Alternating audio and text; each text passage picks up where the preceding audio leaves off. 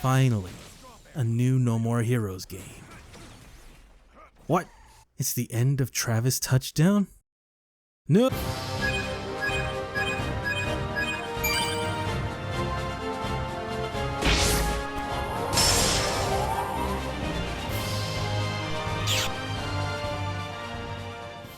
It's been 10 years since No More Heroes 2. Damn, 10 years? I can't even remember where I was at that time. But then again, I can't remember what I did yesterday or even 10 minutes ago. Alright, let's get into it. So, this game's really different from any other No More Heroes games. For one, you can actually jump now. It doesn't change a lot gameplay wise, but I like it. And yeah, I know you could jump in Travis Strikes Again, but that wasn't a numbered game, so it doesn't count. Other differences, I guess, is that there's no high or low stance. Just quick slashes and slow heavy slashes. Oh, and no punching or kicks. You still have your wrestling moves and finishing moves though, along with slot power-ups. And now they added a new Death Wheel of Fortune.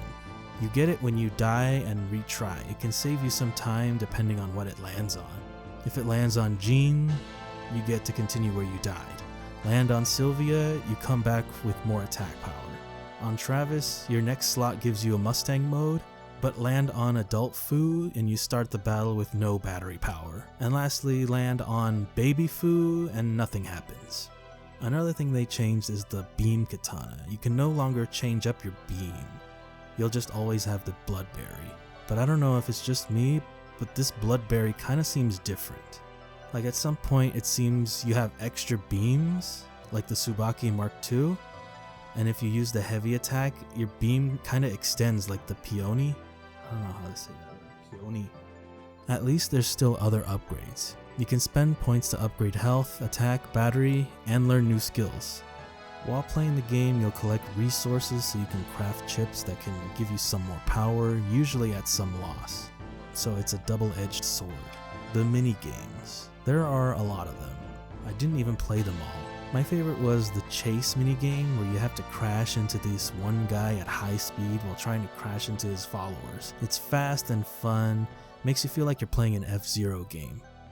And a close second was the tank defense game where you shoot giant alligators. You have a really big open world where you can find collectibles like scorpions and Deathman cards, plus find lost kittens. The story of No More Heroes 3 stays true to its predecessors. There's a bunch of new enemies, this time aliens, and Travis has to kill his way through them.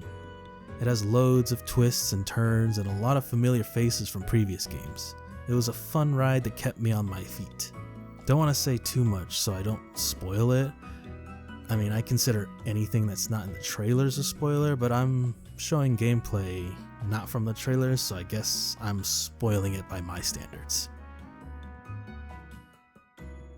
Like I say in a lot of my reviews, my priority isn't looks. I would play games on the lowest settings to get a good performance, but I like how this game looks. It's really colorful and has a lot of style to it. That being said, yeah, this game runs really bad in the big open world areas. You can see a lot of things pop in the background. Even when it's loading, sometimes I feel like the game's gonna crash because the running guy stopped moving for like 5 seconds. But once you get into a fight, the game runs pretty smoothly. I think it's because they lowered the amount of enemies that appear. In previous games, you would fight like 6 or more enemies at once in a big area. That's something they got rid of. In previous games, before you fight a boss, you would have to fight your way through the boss's goons first. But now, once you get the money to take on the boss, you get to walk down a hall, talk to Sylvia, get a cutscene, and then boss fight. But I guess instead of the individual levels themed after the boss, they wanted to give the open world more of a purpose, so we got designated fights. Which is just, go here, fight some aliens, done. I don't think I usually have a sound category, but this game has such good music, I had to mention it.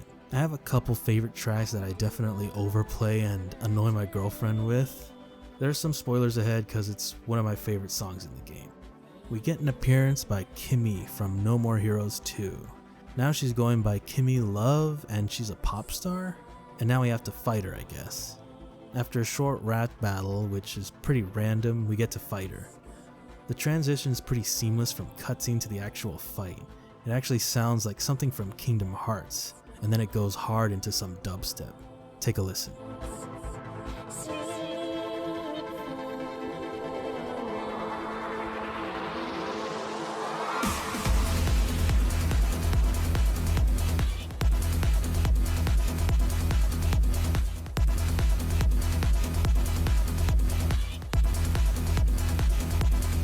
Another song is the musical chairs theme that plays during the Velvet Chair Girl boss fight. A lot of the time when I'm doing the mini game, I'm so into the song that when it suddenly stops, I'm like, oh, why did it stop? And I almost lost. It's such a catchy song just for the little bit of musical chairs. But you can tell they put 100% in this game, and it shows. Despite the open world flaws, this game is really enjoyable. It's such a unique style of game, you'll overlook its faults.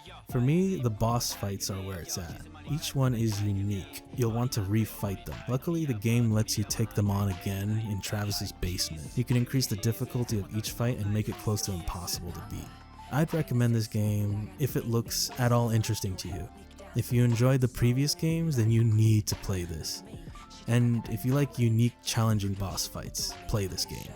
Thanks for watching my review, guys. If you haven't watched my previous video, I recently moved to a new place, so hopefully I can make more videos much faster now. So you know the drill. If you enjoyed the video, like it, subscribe if you aren't, and I'll see you in the next one.